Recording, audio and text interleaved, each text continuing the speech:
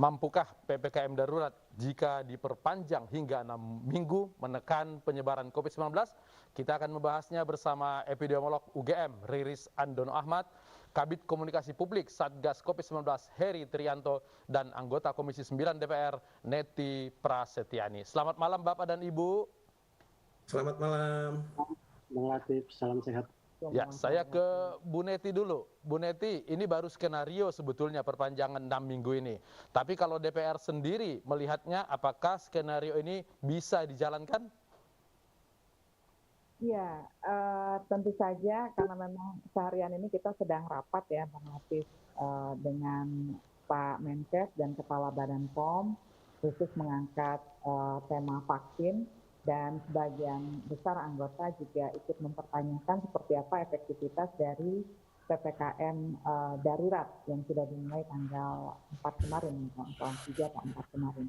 Nah, oleh karena itu kita meminta bahwa pemerintah memastikan penanganan pandemi COVID-19 selama PPKM darurat ini betul-betul digarap secara serius ya, mengingat kalau kita bicara tentang PPKM darurat, maka ada beberapa indikator ya yang tentu saja kita sudah ketahui bersama. Bagaimana caranya untuk bisa flattening the curve ya, tentu saja untuk bisa menurunkan kematian, kemudian menekan angka kesakitan, morbiditas, kemudian juga mencegah penularan atau persebaran yang lebih luas lagi, termasuk memberikan relaksasi atau kesempatan pada rumah sakit dan nakes ini untuk bisa bekerja dengan baik begitu ya. Karena kalau kita mendengar penjelasan dari Menteri Kesehatan tadi dalam rapat, kita ini punya 400.000 bed ya atau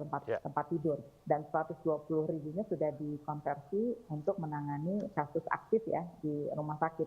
Namun dengan lonjakan kasus yang kemarin per 12 Juli ya, ternyata kita mencetak rekor tertinggi, Bang Latif ya. Dengan hari ini bahkan 47.000 lebih, Ibu Neti. Ya betul. Jadi artinya hari ini kita harus jujur seperti apa efektivitas dari PPKM darurat. Artinya menurut Bu Neti, perpanjangan 6 minggu itu kalau melihat angka yang tidak turun ini sesuatu yang make sense untuk dijalankan? Ya, dengan berbagai evaluasi tentu saja. Karena tadi dalam rapat juga saya tegaskan bahwa salah satu keberhasilan penanganan pandemi ini kan misalnya yang pertama dengan memperbanyak testing dan tracing seperti itu ya, sehingga kita bisa melakukan penanganan yang tepat. Nah, ternyata kan kalau kita perhatikan dari angka testing yang dilakukan pada tanggal 12 gitu ya, dibandingkan dengan tanggal 11 Juli, ternyata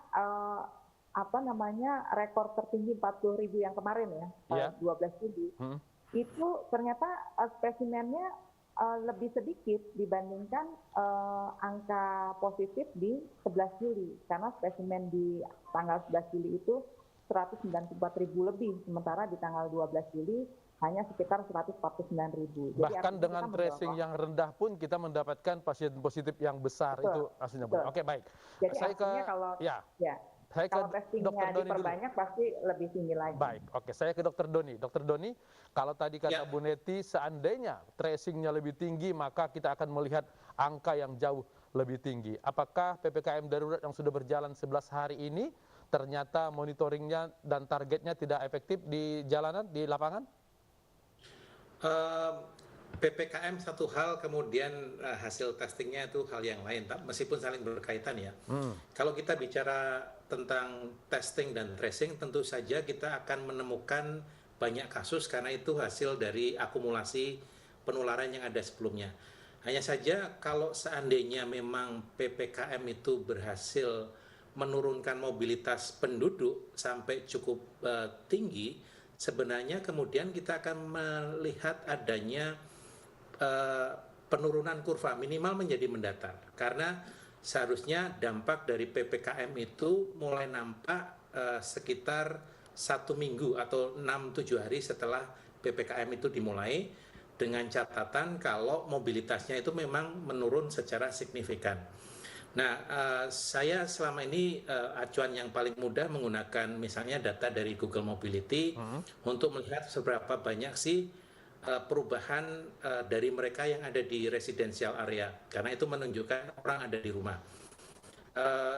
Kalau saya melihat, meskipun ada kenaikan orang yang ada di residensial dibandingkan misalnya bulan Juni cukup signifikan, tapi sebelum dan sesudah PPKM misalnya saya menunjukkan pada pada awal 1 Juli sampai kemudian sekarang tanggal 7, data dari Google yang paling akhir itu, perubahan dari tanggal 1 sampai tanggal 7 itu tidak lebih dari 5% peningkatan orang tinggal di rumah.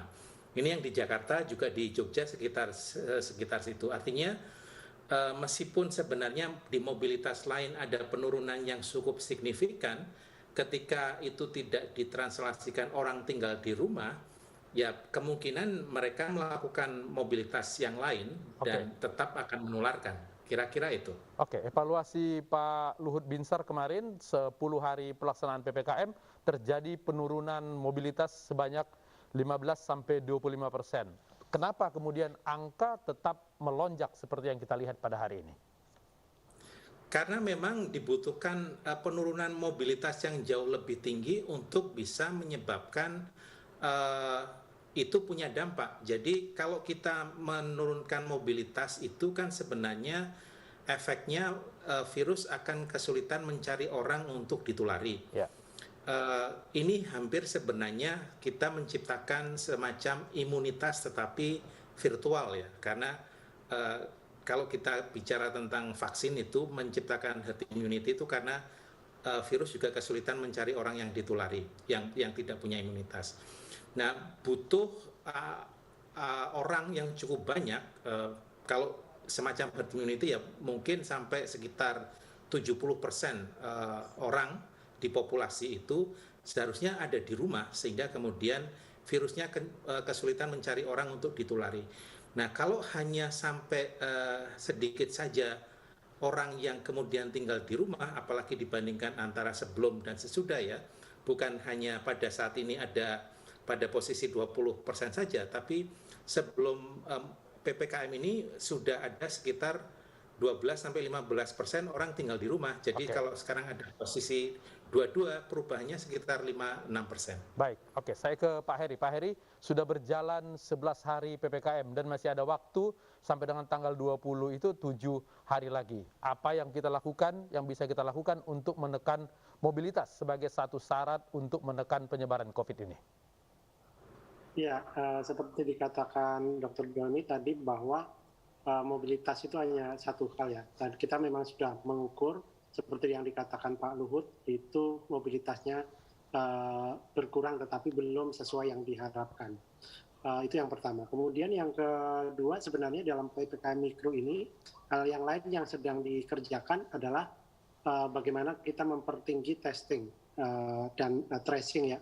Kalau kita lihat sekarang kan hasilnya mencapai lebih dari 200.000, hampir 200.000-an per hari gitu ya. Kemarin minggu 150.000-an. Jadi memang kasus yang meningkat itu karena memang testingnya yang meningkat, bukan testingnya yang rendah. Sekarang sudah jauh lebih meningkat, hampir 2 kali lipat dibandingkan posisi bulan Juni yang rata-rata 100.000, sekarang sudah hampir 200.000.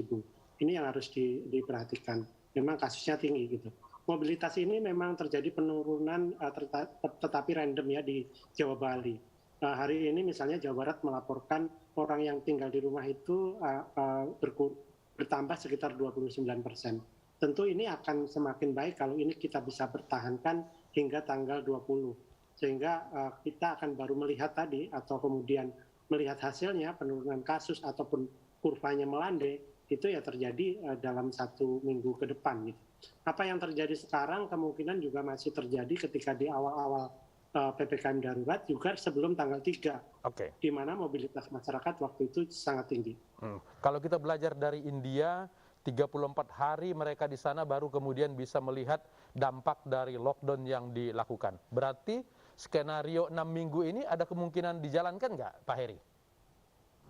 Ya, dalam membuat kebijakan ya, yang sepanjang yang saya ikuti, pemerintah itu selalu punya beberapa skenario. Jadi 3 skenario minimal gitu. Jika kemudian A ini terpenuhi, kemudian maka akan terjadi B. C terpenuhi akan terjadi D. Kira-kira seperti itu. Jadi kemungkinan-kemungkinan itu tentu ada karena memang target PPKM darurat ini cukup ambisius ya untuk menekan laju penularan harian itu di bawah 10.000 per hari pada awalnya gitu. Tetapi pada evaluasi ini mobilitas yang diharapkan Presiden itu lebih dari 50% berkurangnya, tetapi masih berkurang maksimal masih 25%, berarti ini harus banyak yang diimprovisasi gitu. Kemarin dalam rapat dengan Menko Marves ini juga ditekankan untuk menekan setinggi-tingginya mobilitas ini. Karena memang agar risiko kita juga semakin bisa kita kendalikan. Dan kemudian memang kenyataannya dengan 407 kasus aktif hingga saat ini fasilitas hilir di kesehatan kita memang kewalahan gitu. Jadi kita tidak memungkiri itu, makanya kita memang harus melihat opsi-opsi lain juga. Saya ke Dr. Doni dulu. Dr. Doni, kita seperti ditertawakan oleh COVID ini ketika kita melakukan PPKM darurat dengan harapan angka semakin turun, ternyata dia malah semakin naik. Apakah ini sesuatu yang wajar saja sambil kita menunggu atau bagaimana, Dr. Doni? Ya, begini, kalau kita kan sebenarnya tadi disebutkan butuh angka yang signifikan untuk PPKM itu bisa memberikan dampak yang diperlukan untuk memotong rantai penularan. Jadi ketika PPKM itu hanya memberikan dampak yang minimal untuk menurunkan mobilitas, maka kemudian dia tidak mampu melampaui kecepatan penularan yang saat ini ada. Artinya jadi, ada yang salah dengan PPKM kita harus dievaluasi atau bagaimana? Ya, artinya bagaimana kita perlu mencari strategi rekayasa sosial sehingga orang yang yang sekarang ini masih tidak ada di rumah, yang meskipun mobilitas itu sudah cukup turun, tetapi mereka tidak berpindah cukup signifikan ke rumah, sehingga harus ada cara agar orang itu mau tinggal di rumah dengan rekayasa sosial yang ada. Nah, ini saya rasa kita perlu juga melibatkan ahli-ahli ilmu sosial bagaimana cara agar itu bisa dilakukan. Baik, saya ke Bu Neti. Bu Neti, kalau kita ingin melakukan pengetatan yang lebih lagi dari sekarang ini, itu artinya kan ada dampak ekonomi kepada publik.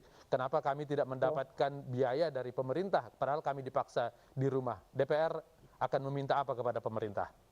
Betul, jadi saya menangkap yang disampaikan oleh Dr. Doni dan juga Pak Heri, bahwa sebetulnya efektivitas atau keberhasilan dari PPKM darurat ini ketika restriksi yang dilakukan oleh pemerintah ini dipatuhi ya oleh masyarakat.